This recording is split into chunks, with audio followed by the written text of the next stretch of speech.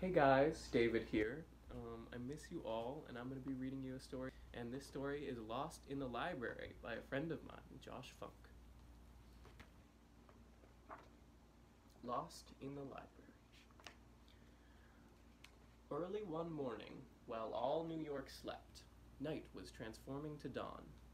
Silence filled all of Manhattan except Fortitude woke with a yawn. Patience, good morning, he said from his plinth, but Patience was nowhere in sight.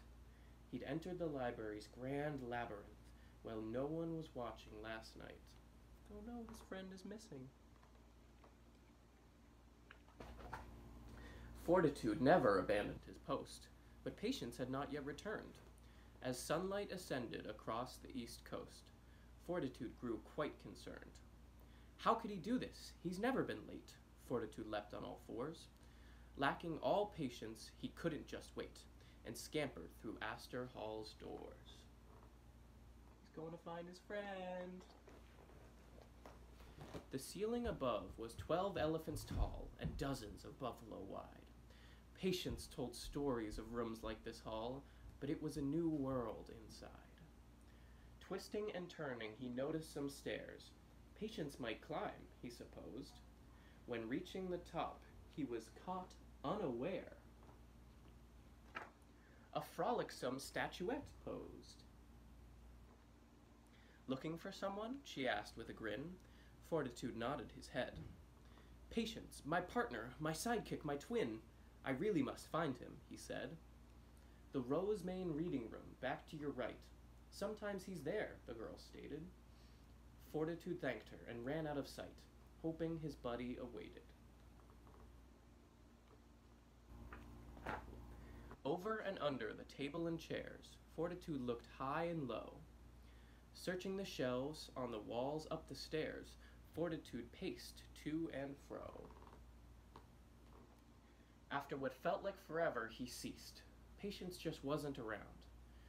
Fortitude heard someone's voice to the east and eagerly followed the sound. People in portraits that lined every wall whispered and gossiped away. So Fortitude roared out his loudest of all to turn their attention his way. Has anyone noticed a lion like me? He's quiet and peaceful and sweet.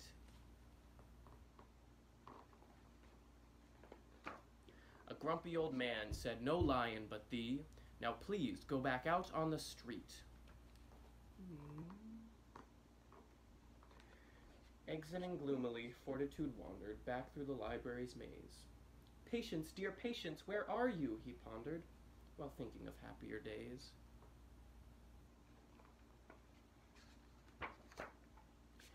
In the beginning, young Patience was shy, but Fortitude thought he was rude. Weeks, and then months, and then years traveled by. Eventually, friendship ensued. Look at how happy they are. Patience told stories of ducklings and moons, of wardrobes and buttons and fun.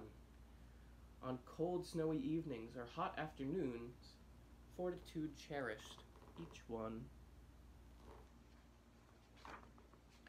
Rays from the sun had begun creeping in when water flew out from a sink. A little bronze lion said, Gotcha! I win! And gave him a satisfied wink. The lion said, Wait, you're not Patience. Oh no.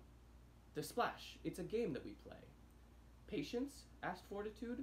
Where did he go? The sunrise is minutes away. Today? Haven't seen him, the lion confessed. But I wouldn't worry, old chap. Perhaps you require some help on your quest. I think what you need is a map. He's gonna go into the map room.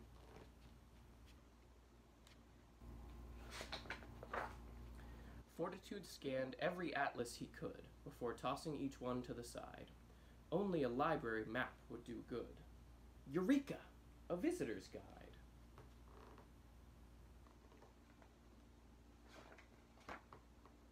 How many hundreds of rooms can exist? Reading the map, he was shocked. Fortitude dashed to the places he'd missed, except through the doors that were locked. Look at how big the library is. He searched every floor from the first to the third, Patience just couldn't be found. Fortitude thought, I will not be deterred. What's on this floor labeled ground?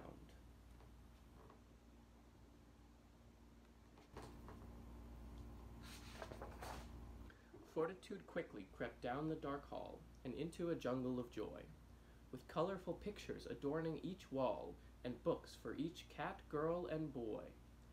Fortitude prowled past Sendek and Rylant, Yolan and Pinkney and Bloom. While keeping his footsteps impeccably silent, he heard something in the next room. Look at how beautiful this room is.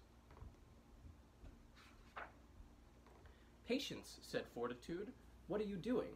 But Patience stood still as a stone. The sun's almost risen, the pigeons are cooing.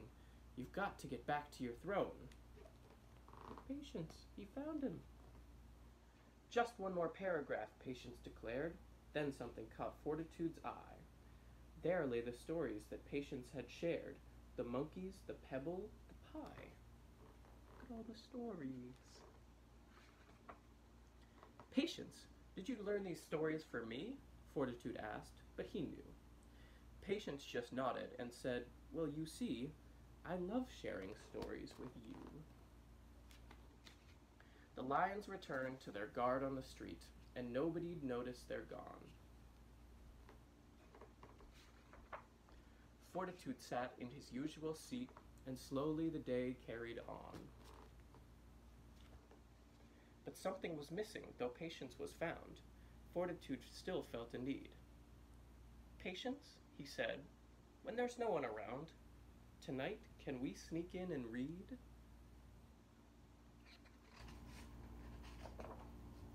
Oh, what a nice story.